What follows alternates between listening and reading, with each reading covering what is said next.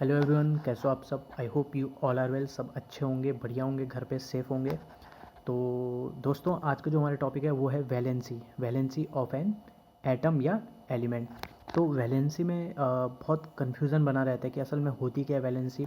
तो हम देखेंगे कि वैलेंसी हिस्ट्री में क्या थी, क्या डेफिनेशन थी, उसको बाद में कैसे गलत इंटरप्रेट किया गया, और उसके बाद लास्ट में IUPAC ने 1994 में कैसे वो जो भी भ्रम थे उसको दूर कर दिया। ठीक, वैलेंसी के जो भी वैलेंसी की डेफिनेशन थी उसमें।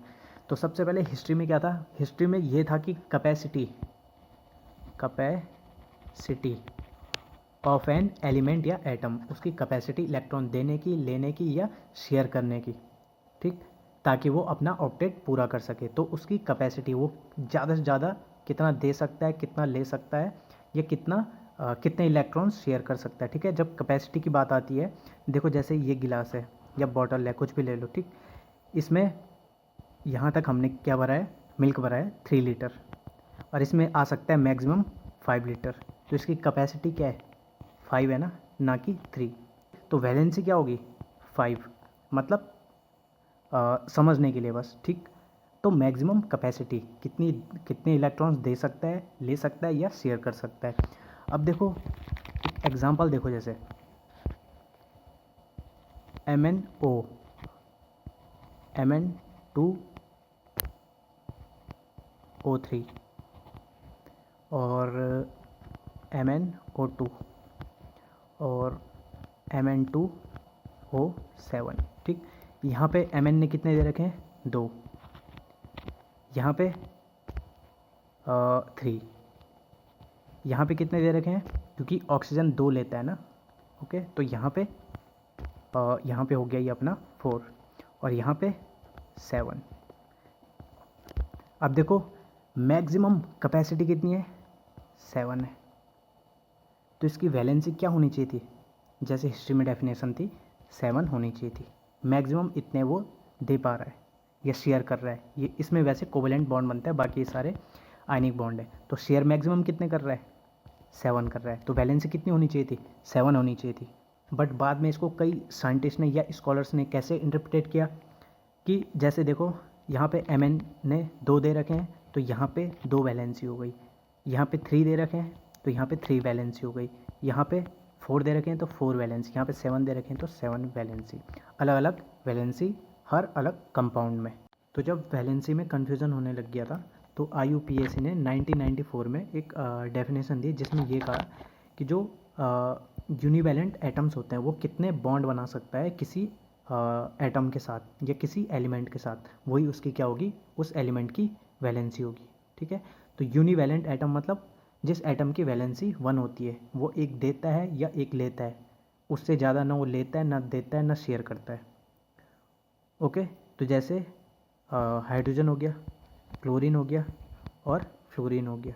ठीक, तो ये कितने बॉन्ड्स, मैक्सिमम कितने बॉन्ड्स बना सकते हैं किसी एक एलिमेंट के साथ।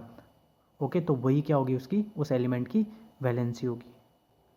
तो इसका मतलब किसी भी एलिमेंट की वैलेंसी एक से ज़्यादा नहीं हो सकती है। कहीं ना कहीं जो हिस्टोरिकल डेफिनेशन थी उसको बनाए रखने की कोशिश की गई। आगे इसी को लेके एक नया डिस्क्रिप्शन आया, modern definition: the number of hydrogen atoms that can combine with an element in a binary hydride. ठीक, तो हाइड्रोजन कितने उससे चिपक सकते हैं, मेनली ये बोल रहा है कि कितने बॉन्ड हाइड्रोजन बना सकता है, एक ही हो गई। या मैक्सिमम कितने ऑक्सीजन एटम्स उस एलिमेंट के साथ जुड़ सकते हैं, तो उन ऑक्सीजन एटम्स का डबल, वही वैलेंसी होगी। जैसे कि देखो सपोज M मेटल के साथ मैक्सिमम 3 ऑक्सीजन जुड़ सकते हैं।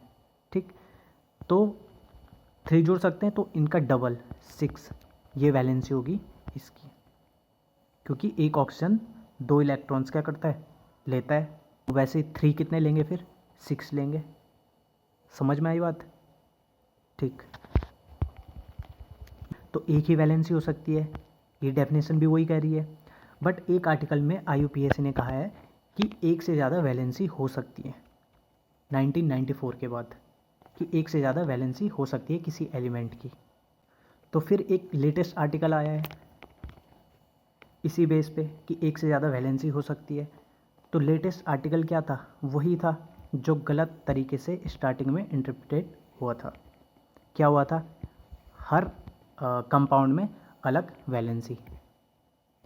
MN यहाँ पे 2 दे रखे हैं तो 2 वैलेंसी, यहाँ पे 3 दे रखे हैं 3 वैलेंसी, 4 दे रखे हैं यहाँ पे 4 वैलेंसी, और MN ने यहाँ पे 7 दे रखे हैं तो 7 वैलेंसी। मतलब एक MN ने 7 दे रखे हैं तो 7 वैलेंसी। ठीक, तो नई डेफिनेशन फिर उसी आधार पे ये बनी है। ठीक, मॉडर्न डेफिनेशन जो एक रिसेंट आर्टिकल में छपी है। तो डेफिनेशन क्या है, the number of electrons that an atom uses in bonding. Same वही बात हो गई। तो वैलेंसी क्या हो गई, वैलेंसी या वैलेंस बीम उसी को बोलते हैं, जो लास्ट सेल हो गई ना एटम की जिसमें कि इलेक्ट्रॉन्स हैं। वैसे लास्ट सेल नहीं होती है क्योंकि एक्साइटेड स्टेट में इलेक्ट्रॉन्स और बाहर जाते हैं ना, बट क्योंकि इलेक्ट्रॉन्स इसी सेल में रहते हैं, लास्ट इससे बाहर नहीं रहते, तो इसीलिए हम इसको लास्ट सेल बोल लेते हैं। ओके, और देखो यही सेल, इसी सेल में जो इलेक्ट्रॉन्स है वही बॉन्ड बनाएंगे, और अगर ये 2 बॉन्ड बनाते हैं तो फिर वैलेंसी कितनी मानी जाती है, 2 ही मानी जाती है, जो कि रिसेंट आर्टिकल जैसा कहता है। ठीक, अगर 3 बनाएंगे बॉन्ड तो वैलेंसी कितनी होगी, फिर 3 होगी। देखो ऐसा स्कॉलर्स वगैरह समझते हैं, और जैसा वो समझते हैं वैसे उस चीज़ को वो क्या करेंगे, रिप्रेजेंट करेंगे। वो क्या समझते हैं कि एक रिएक्शन के दौरान एक एटम ने कितने इलेक्ट्रॉन्स दिए, लिए या शेयर किए, वही उसकी वैलेंसी हो गई। बट IUPAC ने क्या कहा है, 2 वैलेंसी हो सकती है। ठीक है, इस डेफिनेशन के साथ। ओके, और इस डेफिनेशन में तो क्या पता चल रहा है, या ये वाली डेफिनेशन, इनसे क्या पता चल रहा है कि एक ही वैलेंसी होगी। ओके, तो IUPAC ऐसा क्यों कह रहा है कि 2 वैलेंसी भी हो सकती है। तो मेरे हिसाब से एक ही कंडीशन ऐसे हो सकती है जिसमें कि मतलब कोई एलिमेंट एटम इलेक्ट्रॉन्स दे भी रहा हो और ले भी रहा हो, तो उस हिसाब से फिर उसकी 2 वैलेंसी हो जाएगी। ज़्यादा से ज़्यादा कितने दे सकता है और ज़्यादा से ज़्यादा कितने ले सकता है, तो ये 2 वैलेंसी उसकी हो सकती है। तो यही मीनिंग हो सकता है IUPAC जो कहता है कि 2 वैलेंसी हो सकती है। वरना जो स्कॉलर्स मानते हैं हमें वही मानना पड़ेगा, और वाइडली सब वही पढ़ते हैं और वही लिखते हैं। तो उम्मीद करता हूँ जितने भी आपके कन्फ्यूजन्स थे वैलेंसी से रिलेटेड वो दूर हो गए होंगे। तो ठीक है, थैंक यू।